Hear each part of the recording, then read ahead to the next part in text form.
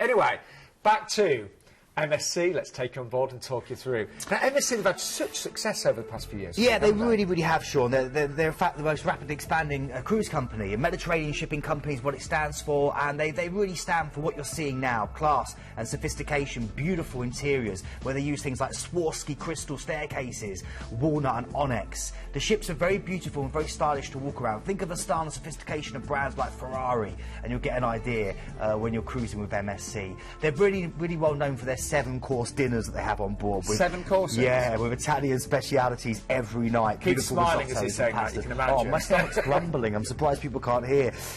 You know, they call it the cuisine of Italy, Sean, and it's absolutely fantastic. Lots of beautiful, fresh food. And again, they are one of these companies that's come to the fore recently, but they've been around for a long time. They also have a great thing. You saw some of the kids' facilities there, where, you know, a lot of children under the age of 18 get to cruise for free, and you just pay your port taxes. It's absolutely incredible. You've seen some wonderful pictures there of the food on board, but this is one of the Fantasia class ships. That means it's a newer ship, launched in 2009. It's just under 140,000 tons and just over 3,000 guests. So lots of space for you to enjoy these wonderfully huge Baroque theatres that you've seen there. Great nightlife to enjoy. They have all kinds of dancing on board, from jazz through to Latin, through to those late night parties, and more than a dozen bars and lounges for you to sit back and enjoy. My particular favourite one is the sports bar. It's a really good sports bar there, where you can be watching Wimbledon, or, you know, you can have on the World Cup, you know, really fantastic. And so when you bear in mind all of your food is included and under £500, and you're going to have that luxurious accommodation, it is incredible. Anyway, let's show you. Now, first of all, you get free flights, and they're actually British Airways flights, so you're not going on some, you know, low-cost airline. No, flying with the very best. You're a bit of British, and then you're landing, and you're getting a chance to head off from Genoa, the marketplace of the Mediterranean as it's known, through into Rome. And this is a fantastic city. You're actually docking Civitavecchia. It's a couple of hours if you want to journey into Rome, but you should make that journey, because it's an amazing city, the eternal city. And whether you're tossing your coin into the Trevi fountain to make sure you come back again, you will have a stunning time. You want views? Head up onto the Spanish Steps. You want the history of the church? Go to the Vatican City and say hello to the Pope. Well, the Popes, I think there's a couple of them hanging around these days. You can even pop through and see the wonderful artwork on the Sistine Chapel. You can go and have amazing food. And if you do go and eat, make sure you stand up, don't sit down.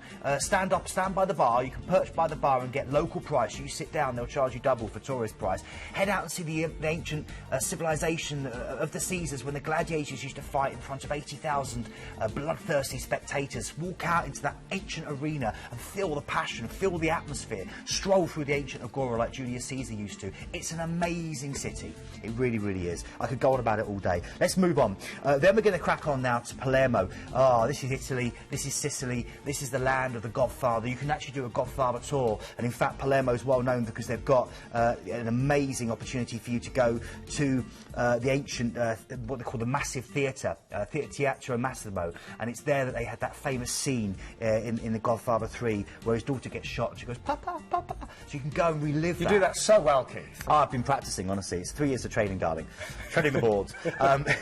You can also do a wonderful thing, going to a Capuchin convent. And there they've got all these mummified bodies that you can see as well, dressed in their finest clothes. It's a really ethereal tour. And a strange thing to mention, but I really would kind of impress upon you that it's worth doing. But Palermo itself, great mix of East and West, Christian and Muslim, Arab and Norman, and great gelato. Great Italian ice cream. Try the olive oil flavour. Seriously? Olive oil flavour ice cream. It's amazing, and they're known for it in Sicily. Yeah? Yeah, really good. OK, from there you're heading over to a little bit of Africa now, Tunisia, La Goulette. And you're going to dock at the Goulette village harbour. There is a lot there, but don't be seduced, because although you can do all your shopping and your dining and your banking and your spa stuff there, I would head 8 miles south into Tunis itself. I would then go and enjoy this wonderful city full of spice-scented Medinas, full of mosques, and an incredible chance to go and see a great museum, the Bardo National Museum, which has everything to do with the history of the local area. This is amazing. Okay, this is your chance to go through to what they know as Sidi Bel Said, okay, which is known as the Tunisian Santorini. White sugar cube houses clinging the cliffside.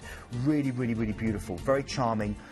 Really stunning place to go and see. And the other big historical thing to do is go to the ancient ruins of Carthage and see the theatres and temples and baths of the ancient Roman city. That's right. So it is a lovely itinerary. It is, yeah, it really is, Sean. And it's still not finished, because then you've got a relaxing day at sea to soak up the wonderful surroundings of that stylish Italian ship and beautiful food, and then you're hitting Barcelona. And what don't we know about Barcelona? The best urban beaches, according to National Geographic, in the world. Some amazing architecture, courtesy of Gaudi. Some of it unfinished, like that wonderful cathedral, which just has to be seen. If you love Gaudi, head out to Park Güell. Not only good views over the whole of Barcelona, but an entire park designed by Gaudi. There's a wonderful restaurant there I recommend called Cal Pep, which was recently named as one of the 50 best places to eat in the world. You know me and food, but Cal Pep, remember it. Head up onto Mount Juic, and there you've got the Olympic rings from when, of course, they hosted the Olympics. Of course. You've got a wonderful Milo Museum as well. Or head out into the Gothic Quarter and enjoy some authentic tapas. And you can even hang out in Picasso's old hangout, which is called Quatre Gats. Beautiful place. Because it's one of my favourite cities in the world. It really is. I think I've been there about 8 times now, Keith. Love it every time. It's an incredible place, isn't it? And, oh, yeah. And, you know, there's always something different to do, Sean. It's got such a cosmopolitan, such a lively, such a beautiful feel about the city. Anyway, stop me because I keep on going on about stuff. Then we're going to Marseille, and then we get to, this is France's oldest seaport. It's a great city to explore on foot. I'll talk more about it later because it comes up again later, but great for shopping and food. And then, of course, they're back to Genoa and your BA flight back home, of course, as well. All of that for under £500. And let's just look at this gorgeous ship. You know, she is called the Splendida, and she is indeed splendid. Yeah, really beautiful.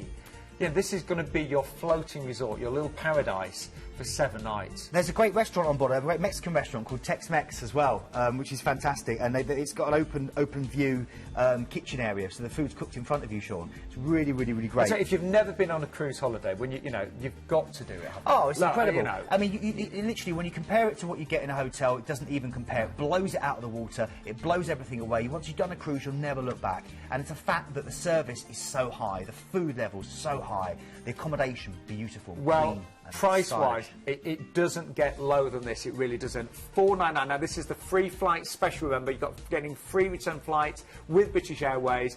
We've even got balconies this afternoon for $699 as well. All I ask this afternoon is that, you know, if you're interested in any of the deals, just give us a call. It is a free phone number, and we have got very experienced cruise consultants that will talk you through and answer any queries and questions you might have. Excursion-wise, you know, you really want to make the most of your cruise. And again, if you book your excursions directly through Planet Cruise, you can save up to 60% on the prices you pay on board the ship. There's some great ones there. Yeah, not only that, Sean, the big thing about booking the tours beforehand is it means not only do you get to do the tour you want to do rather than getting on board and finding that it's all booked up, but also it makes your first couple of days more enjoyable, because rather than going to the port showcase, feeling like you have to panic and book all those tours, you can sit back, you can relax, have a cocktail, let everyone else worry about that because you've got it all sorted.